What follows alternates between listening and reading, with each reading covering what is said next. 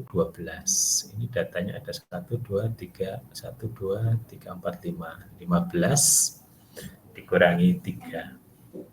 Ada 12. Nah, yang mau kita cari di sini adalah kesimpulan, decision making. Kalau datanya begini, maka kesimpulannya apa? Gitu ya. Maka untuk menarik kesimpulan itu kita harus memperhatikan hasil F hitung. Nah, yang ini ya. Kebaca enggak? Sebentar saya perbesar ya. Nah, agak kelihatan. F hitungnya 31. Oh, di sini kita punya F hitung.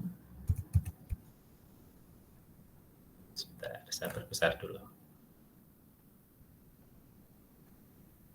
F hitung yang sebesar 31,21 ini. Dan dia lebih besar daripada F kritis. F kritisnya adalah ya ini. Kesimpulannya apa? Kesimpulannya adalah apa berarti? H0 ditolak. Gitu ya. Masih ingat nggak kemarin yang hipotesis-hipotesis itu?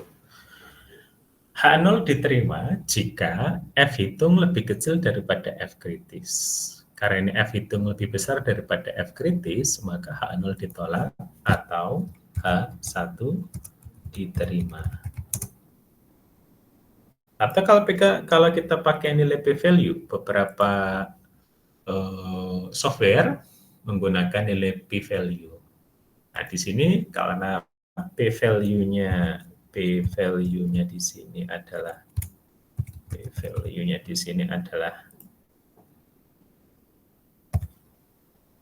0,0000 ini sekian, yang lebih kecil daripada nilai alfa. Alfanya adalah 5% ya tadi ya, 0,05. Ya, jadi untuk membuat kesimpulan, kita bisa menggunakan nilai p-value atau nilai f ya. Kita bisa menggunakan nilai-nilai itu untuk membuat kesimpulan.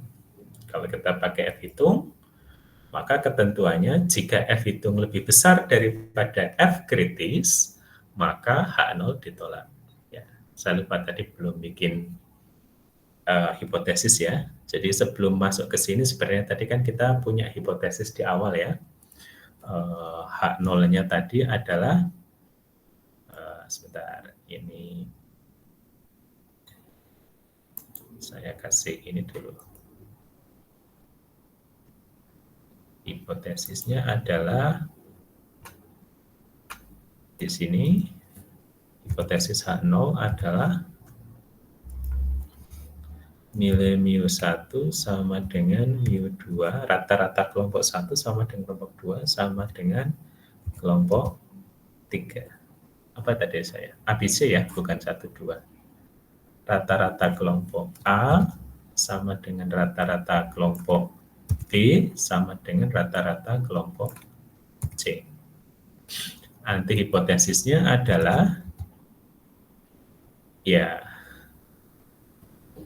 ini ada satu nilai rata-rata yang berbeda. Gitu ya. Artinya kesimpulannya H0 ditolak. Artinya bahwa ya kesimpulannya, maka dapat kita bikin kesimpulan adalah di sini faktor jenis pupuk berpengaruh terhadap hasil panen jagung. Gitu ya. Nah, Kalau di dalam eksperimen kasus ini dipakai untuk seperti apa? Biasanya ketika Anda melakukan riset, misalkan eh, risetnya siapa ya yang suka adsorpsi, mungkin Bu Maya atau Pak Endarucci atau Pak Didi ya, misalkan. Eh, apakah adsorpsi atau Bu Imelda ya, yang misalkan main adsorpsi atau Bu Maya, adsorpsi zat warna pada eh, nanomagnetit yang terkeping dengan senyawa organik misalkan. Apakah faktor pH berpengaruh terhadap adsorpsi? Kemudian yang kedua, apakah faktor waktu berpengaruh terhadap adsorpsi? Misal. Yang ketiga, apakah konsentrasi adsorbat atau adsorben berpengaruh terhadap adsorpsi? Jadi kira-kira begitu ya cerita narasinya. Misalkan kalau Anda kepingin menguji performa sebuah adsorben, misalkan Anda bisa melakukan variasi pH, bisa juga melakukan variasi konsentrasi, variasi waktu, variasi temperatur, atau yang lain-lainnya. Nah, di sini yang perlu diperhatikan adalah kita bukan sedang mencari tren. Tren itu misalkan Anda kepengen, oh ternyata kalau pH-nya semakin naik, maka absorpsinya semakin tinggi. Bukan itu yang dicari ya, yang kita mau simpulkan. Kalau itu tren ya, kalau Anda mau bicara, kalau yang tren kayak gitu, misalkan saya punya data, misalkan, saya terputus enggak ini? Apakah saya terputus? Tidak, Pak. Tidak ya? Oke, kayaknya ada konfirmasi dari ini. Oke.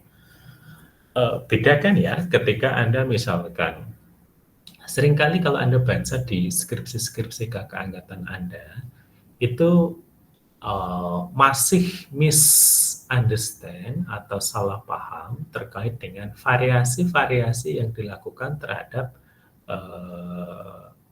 risetnya. Misalkan perlakuan pH, perlakuan konsentrasi, perlakuan waktu, dan sebagainya. Pahami dulu tujuan dari perlakuan itu untuk apa. Kalau Anda kepengen melihat, kadangkala yang paling mudah itu kan melihat trennya. Oh, semakin tinggi pH-nya, ternyata absorpsinya semakin baik, semakin besar misalkan. pH berarti kan kalau pH-nya tinggi berarti semakin basah, kira-kira begitu. Nah, tapi biasanya itu kan dilakukan hanya sekali ya, misalkan dari pH yang umumnya dari pH 3 atau dari pH 2, 4, 6, 8, 10, 12. Nah, kadangkala datanya itu tidak linier. Jadi bisa berupa seperti kurva ya, atau seperti genta, naik kemudian turun. Kemudian Anda akan mengatakan, oh ini pH yang baik itu misalkan kalau dia bentuknya, misalkan ya, misalkan kita punya, ini di mana ini? Sebentar, oh ini di sini. Nah, misalkan bentuknya, misalkan bentuknya macam-macam. Bentuknya ada yang kok ini kurang besar ya. Sebentar, saya cek dulu agak yang ini. Misalkan kecenderungannya begini. Oh, berarti linear naik. Kadang kecenderungannya tidak begitu. Ada yang naik, terus kemudian turun, datar. Atau yang lainnya adalah naik sebentar, kemudian turun. Apa yang mau kita bahas dari sini? Terus Anda mengatakan, oh ternyata absorpsi baiknya itu dilakukan pada pH 7, misalkan ini pH 7. Oh, pH optimum itu terjadi pada pH 7. ANOVA bukan bicara tentang itunya ya, bicara tentang, oh ini pH 7 optimum, oh ini linear trend-nya. ANOVA tidak membicarakan tentang itu. ANOVA sedang menguji benarkah kalau dilakukan pada pH 7, hasilnya itu berbeda dengan dilakukan pada pH-pH yang lainnya. Perhatikan ya bedanya ya. Jadi kalau Anda kemudian melakukan variasi pH, sesungguhnya pertanyaan dasarnya adalah apakah pH berpengaruh terhadap absorpsi? Itu pertanyaan dasarnya. Jadi, di dalam desain risetnya nanti Anda menguji apa betul pH itu berpengaruh terhadap absorpsi. Bukan mencari trennya dulu, belum. Gitu ya. Sehingga yang kita sebutkan tadi, oh ini optimum pada pH 7. Apakah itu karena faktor kebetulan? Atau memang faktor pH itu berpengaruh terhadap hasil absorpsi? Sehingga untuk menguji itu, maka Anda bisa menggunakan desain riset namanya ya. Oh, kalau pH berpengaruh terhadap hasil absorpsi, maka coba kita tes. pH asam, misalkan, asam, sorry, saya pakai yang ini aja. pH asam, pH netral, dan pH basa.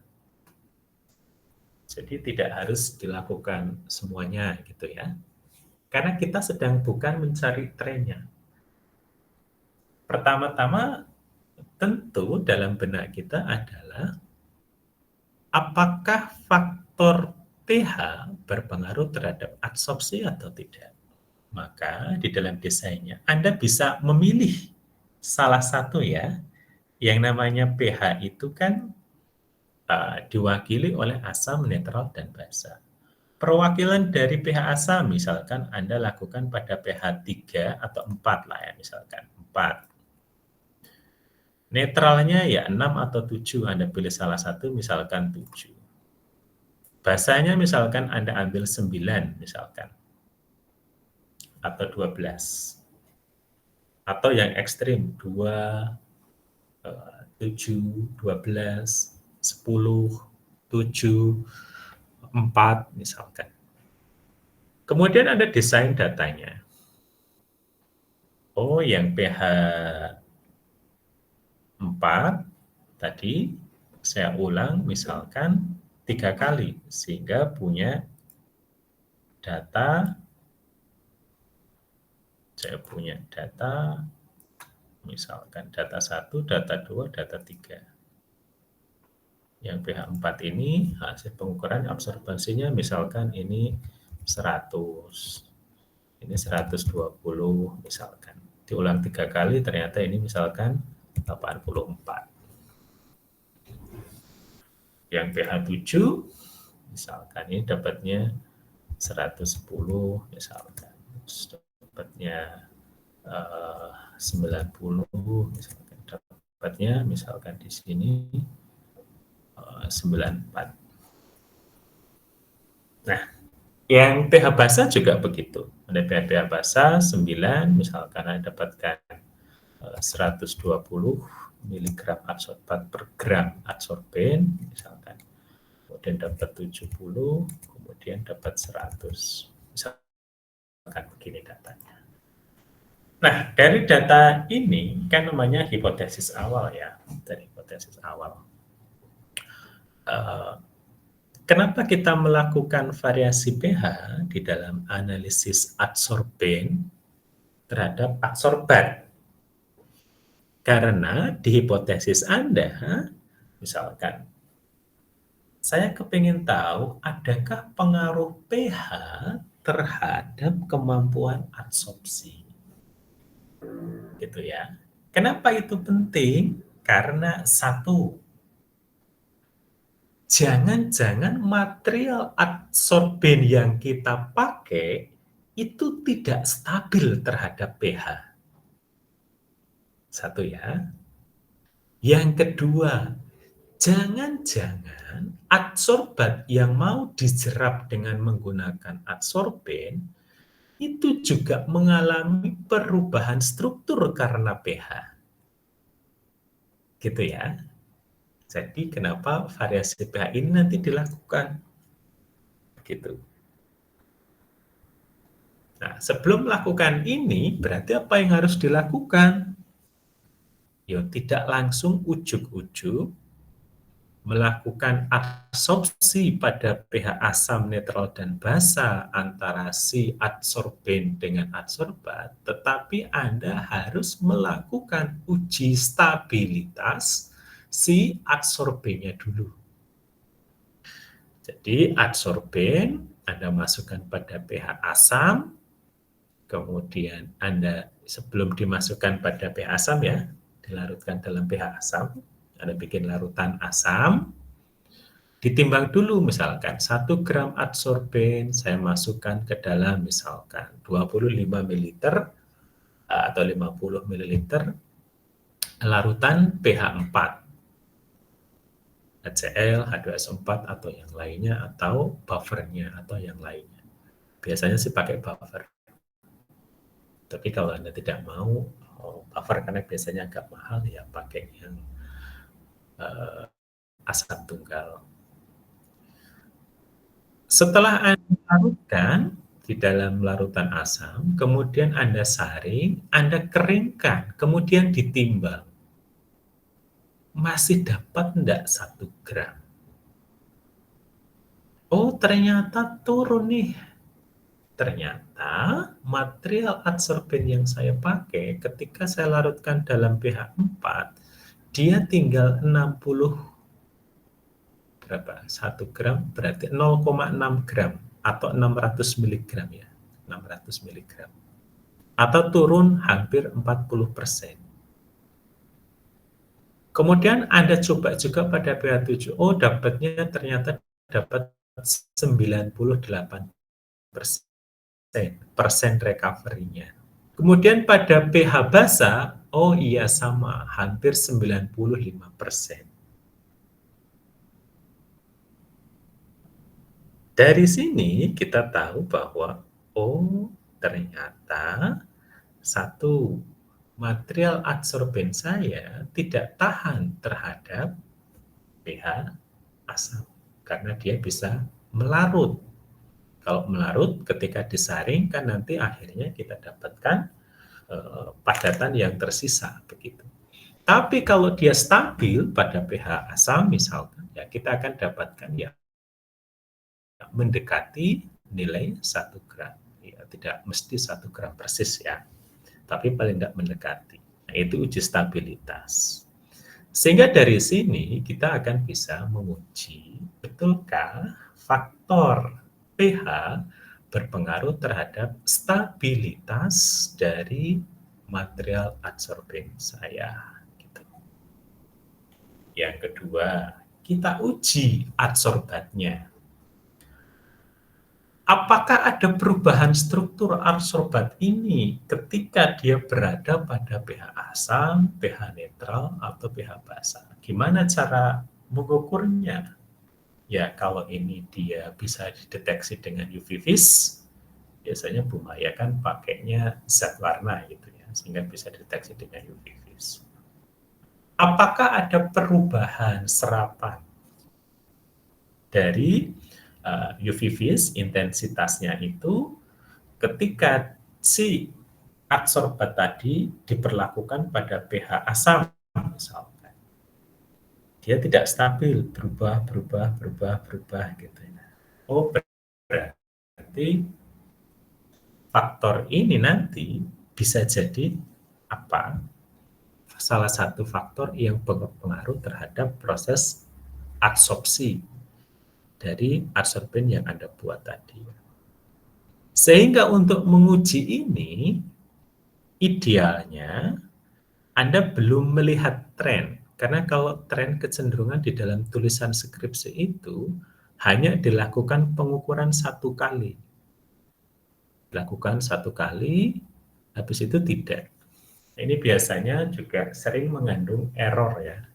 Setelah diulang 2 kali ternyata hasilnya beda, 3 kali hasilnya berbeda.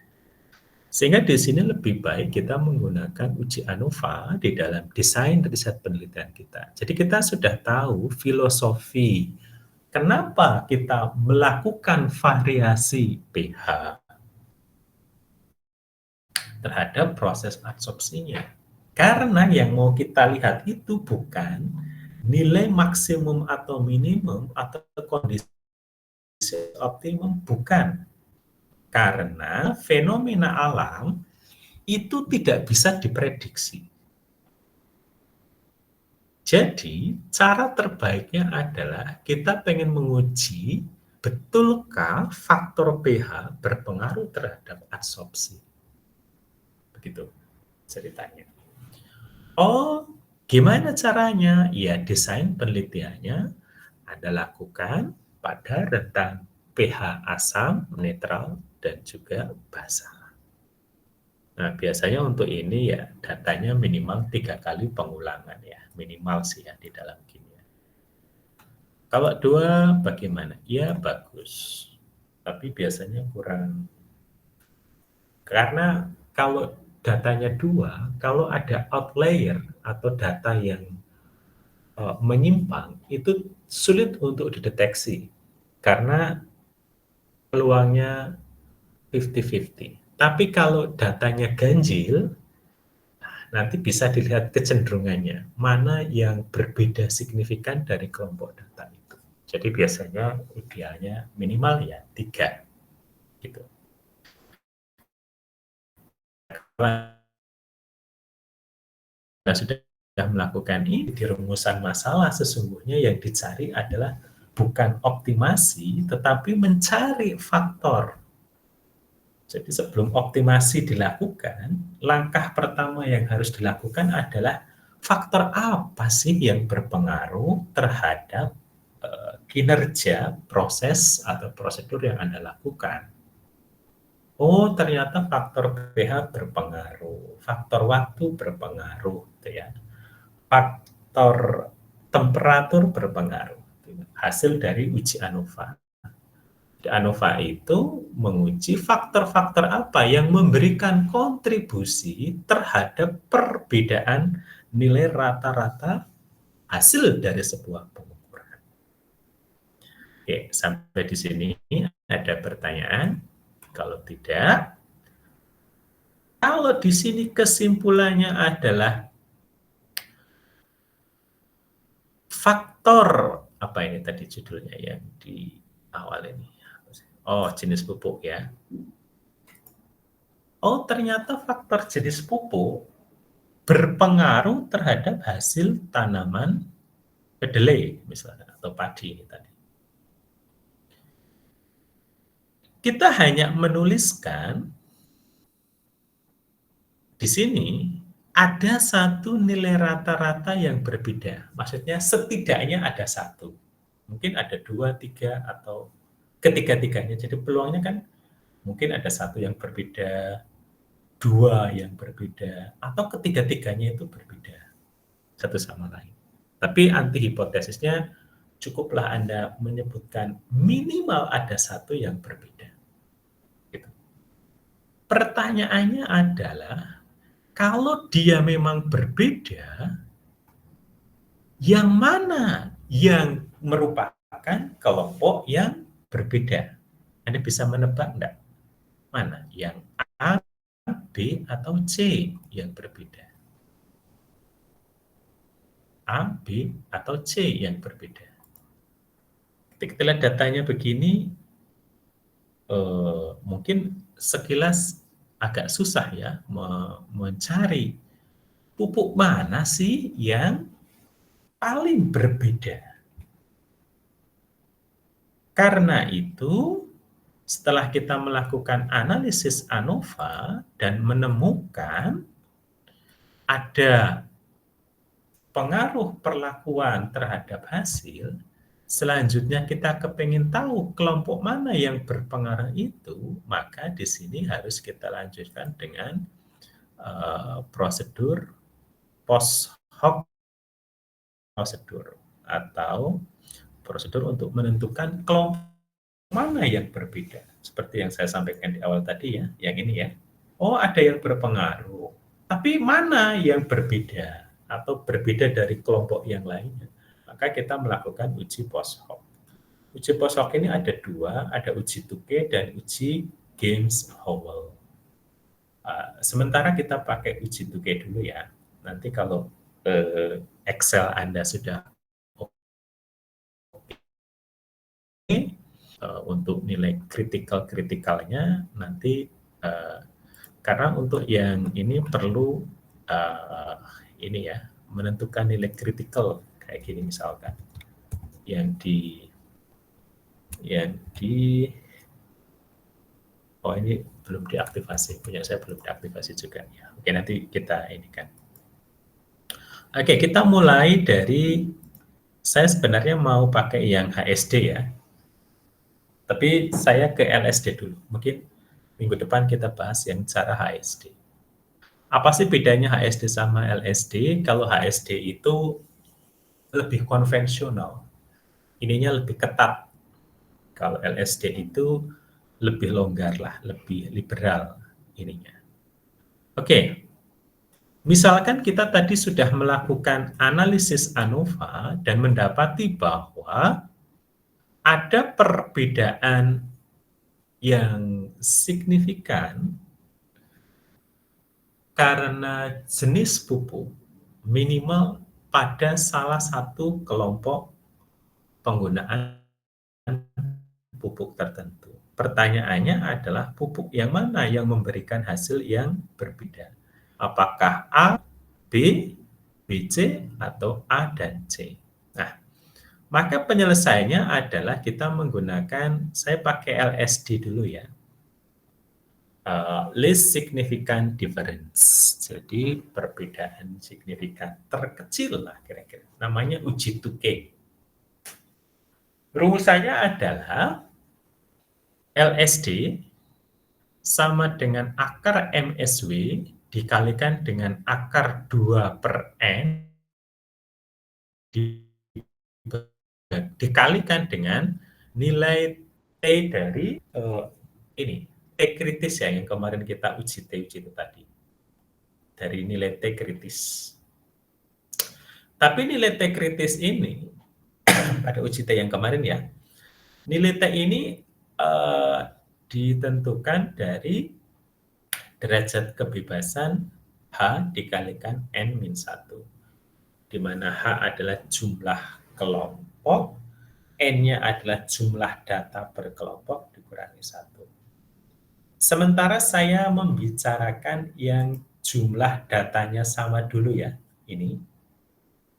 Setiap kelompok jumlah datanya sama, kita menggunakan uji Tukey. Nanti kalau datanya setiap kelompok ada yang berbeda, kita menggunakan uji Games-Howell atau unbalanced design. Oke, kita bicara yang ini dulu. Saya pakai cara yang liberal dulu, yang moderat. Yang konvensional lebih ketat, konvensional lebih ketat. Kalau ini lebih longgar, kita pakai LSD. Di mana MSW adalah nilai rata-rata kuadrat di dalam kelompok. N banyaknya data tiap kelompok, T nilai T pada derajat kebebasan H kelompok, N jumlah data tiap kelompok dikurangi 1. Jadi kalau di kasus yang ini tadi, MSW-nya itu yang mana? Yang ini ya, karena kita sudah melakukan ANOVA ya. Ini ANOVA, MSW itu yang ini, yang saya kasih warna kuning. Tulisannya ini adalah mean square, W-nya adalah within group. Jadi saya tuliskan sebagai MSW. Jadi yang kuning atau baris kedua dari kolom MS yang kuning ini. Oh, berarti MS-nya di sini saya pakai yang tadi ya, ini 8,693 asalnya dari sini ya, dari data ANOVA. Kemudian kita coba menentukan derajat kebebasannya. Derajat kebebasan adalah jumlah kelompok dikalikan dengan N-1. Jumlah kelompoknya ada 3, setiap kelompoknya isinya 4, dikurangi 1, ya, jadi ada 9, mestinya 9. Ya, 3 kali 3, 9. Untuk apa? Untuk mencari nilai T kritis pada derajat kebebasan 9. Ini saya tuliskan T9. Ya, ini. Nah, uji dua sisi bisa pada taraf signifikansi 5% 0,05. Sehingga kita mencari nilai T inverse 2T gitu ya. Gimana caranya? Ini ya sama sebenarnya kemarin Anda cari T dalam kurung T inverse 2T. Nah, ini pada derajat kebebasan, sebentar saya geser. Nah, pada derajat kebebasan 5%, derajat kebebasannya adalah 9. Nah, dapat 2,267. Jadi untuk masuk ke rumus ini kita sudah punya nilai MSW, sudah punya nilai THN-1, ini sudah. N-nya ada 4, N-nya 4 ya, jumlah data tiap kelompok. Sehingga LSD adalah ini, Anda tinggal masukkan. Saya biasanya kalau pakai akar-akar itu lebih suka pakai pangkat setengah ya. Ini adalah dalam kurung. Sebenarnya Anda bisa tuliskan SQRT ya sebagai square root begitu. Tapi karena panjang, saya lebih suka menuliskannya adalah MSW pangkat 0,5 atau pangkat setengah itu sama dengan akar ya. Dikalikan dengan dalam kurung 2 dibagi dengan N-nya tadi ada 4 ya. N-nya 4. N-nya 4. Ya, betul. N-nya 4, tapi di akar. Di akar berarti tutup kurung pangkat 0,5. Karena dia kali 2 kali, saya kurungnya 2 kali ya, biar tidak salah interpretasinya. Dikalikan lagi dengan nilai T-nya, THN-1 adalah ini. Kemudian kita enter. Oke, kita dapatkan 4,7.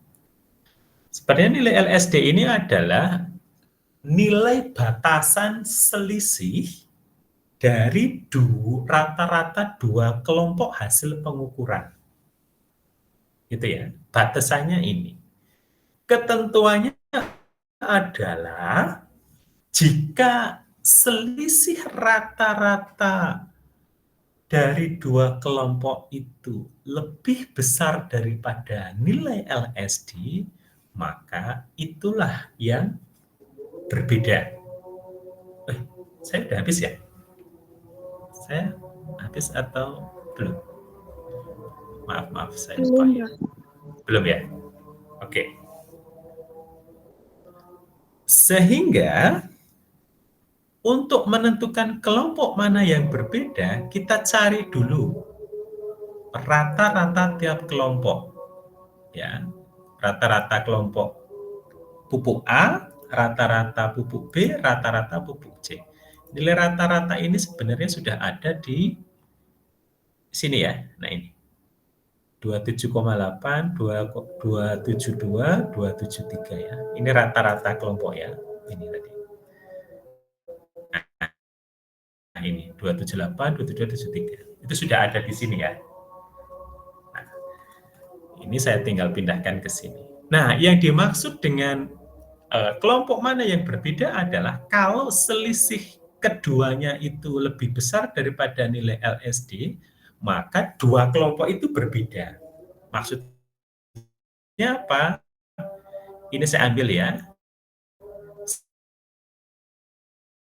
Selisih kelompok pupuk A nih ya, 278 dikurangi 272 dapatkan nilai 6,25. Pupuk B dengan pupuk C selisihnya 0,75. Pupuk A dengan pupuk C 5,5. Nah, ini yang saya maksudkan. Karena nilai selisih rata-rata A dengan B lebih besar daripada nilai LSD, maka A dengan B itu berbeda. B dengan C itu sama. A dengan C itu berbeda. Nah, gitu ya. Sekarang coba, dari pernyataan ini, menurut Anda, yang manakah yang berbeda? Yang mana yang berbeda dari pernyataan ini? Ya, tentu jawabannya adalah kelompok A. Jadi, A adalah kelompok yang berbeda. Tahu dari mana? Ini clue-nya ya. B dengan C sama. A dengan B beda. A dengan C beda. Oh, berarti A yang berbeda, B dan C hasilnya sama.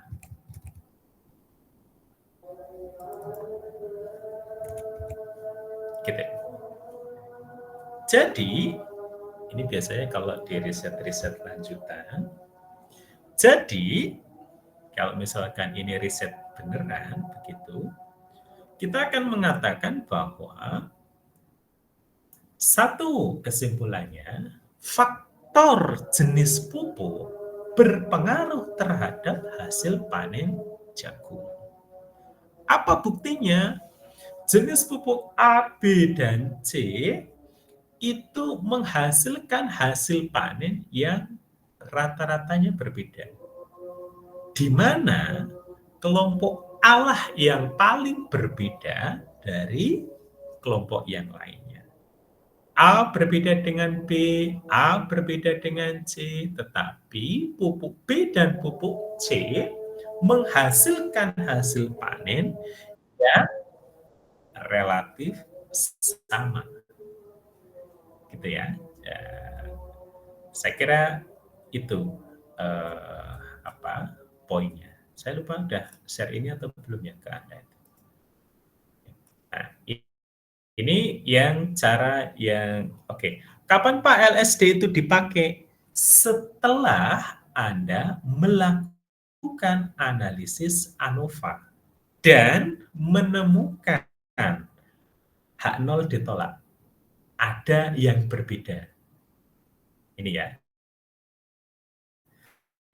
Jadi setelah ini dilakukan, oh ada yang berbeda, baru lanjut ke post hoc dengan menggunakan uji 2K. Di sini ternyata hasilnya, oh ternyata H0 diterima atau tidak ada perbedaan antara jenis pupuk. Ya, kita tidak perlu melanjutkan ke post hoc prosedur. Begitu. Oke, mungkin sampai di sini dulu ya. Ada pertanyaan yang ingin ditanyakan? Saya lupa yang ini sudah saya share ke Anda atau belum. Saya kemarin perasaan sudah nge-share Excel ya, tapi Excel yang mana nanti saya cek lagi. Oke, ada pertanyaan? Kalau tidak ada, saya cukupkan dulu sampai di sini ya? Atau masih ada waktu enggak? Masih ada Waktu saya 8 menit, Pak. 8 menit ya. Oh, kalau ada waktu 1 jam mau saya lanjutkan. Kalau cuma 8 menit ya cukuplah ya sampai di sini dulu. Oh ya, saya lupa belum absen ini ya, absen online-nya ya. Nanti saya share ini. Oh, apa? Belum saya buat di ininya. Oke, kalau tidak ada pertanyaan, saya cukupkan sekian. Terima kasih. Selamat berpuasa dan mohon maaf lahir batin. Selamat berlebaran. Sampai jumpa setelah liburan. Saya akhiri, terima kasih. Wassalamualaikum warahmatullahi wabarakatuh.